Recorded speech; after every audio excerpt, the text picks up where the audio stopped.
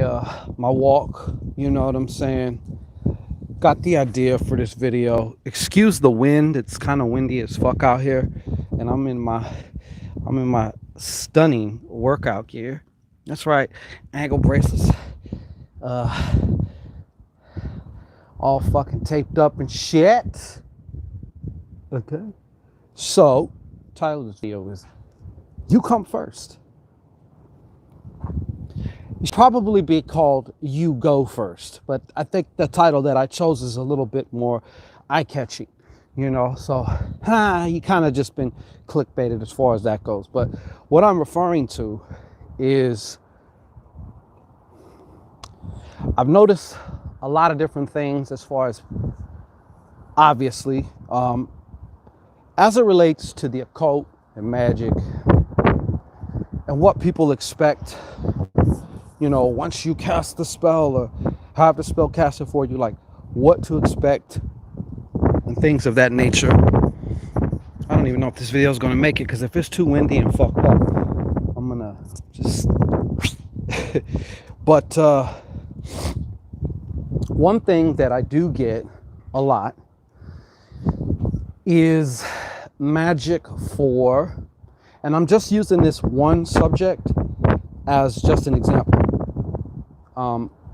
but it's one of those kind of cornerstone, keystone traits that one possesses or does that makes an incredible difference, and that one is called confidence.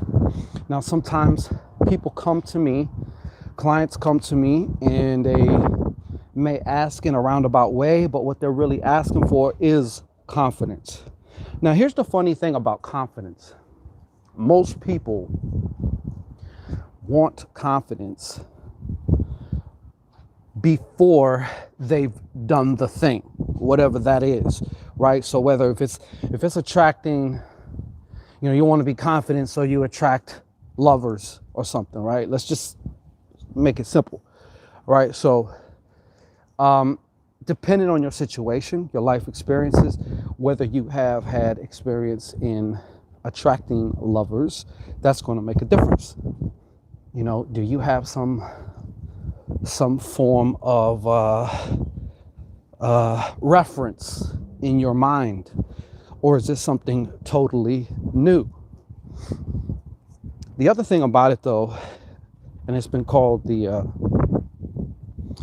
actually been called the confidence conundrum, is that you don't get the confidence first. People think they get the confidence and then the gates of heaven spread their vaginal lips for you before bursting that sweet nectar all over your face and in your mouth. But that's not how it works. You gotta come first. You gotta go first. You know? So what do I mean by that? I mean taking those steps. Because much in the same way, taking little steps first, okay? Sometimes obviously gaining experiential points for yourself, points of reference, things like that. Those all make a big difference. Versus, like, if you're gonna ask me if I'm confident about flying a fucking plane, I might be confident in a lot of different situations, but I guarantee you, okay, flying a plane is not one of them. And I would not delude myself into thinking or trying to affirm that I am confident at flying a plane when I'm not, okay? So, now the wind's coming down. Let me see if I can duck off into this little spot right here. As I be doing it, moving, man, okay? But anyways, I also see, much kind of in the same way, people viewing magic as kind of a shortcut. So what do I mean by that? Like, kind of wanting the prize without paying whatever price that you're willing to pay for that. If it's an ideal body that you want, are you willing to put in your time? You know, yes, it sucks to work out sometimes. Trust me, I know. You know what I'm saying? I mean, it's fucking 11 o'clock at night and I'm out here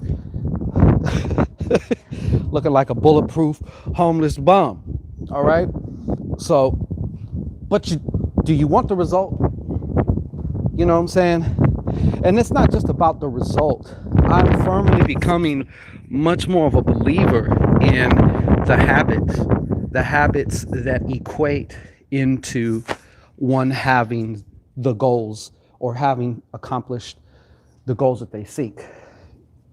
The habits being a much more valuable investment of time and energy than the actual end result or quantifiable result. Even though, yes, we all love, quantifiable results. But as I was saying, people want to cast a spell and think they're going to wake up and just be whatever that is.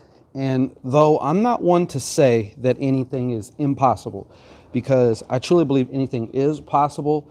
However, once you start getting into possibilities, we're also talking about probabilities. And the probability of those things happening are very, very slim, like an anorexic, bulimic chick on a diet. You know what I'm saying? Like extremely slim. So people don't seem to realize, though, as far as just one perspective about this thing we call life, the way to pleasure oftentimes is through pain. The pleasure of looking at yourself in the mirror, right? Feeling yourself.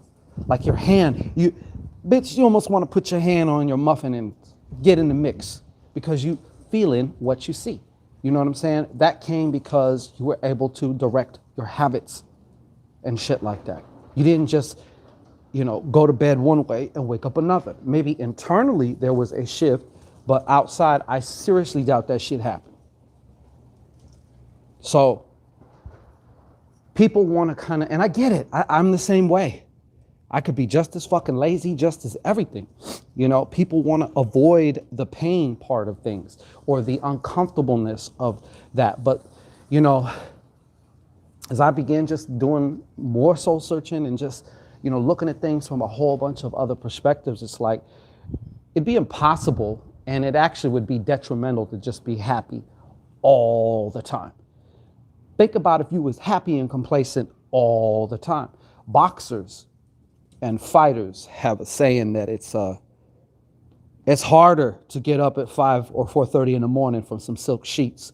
If they reached a certain level of success, and in reaching that success a lot of times turns out to be also their demise or their career's demise or their downfall, because that hunger, the things that it took to get them there, you know what I'm saying?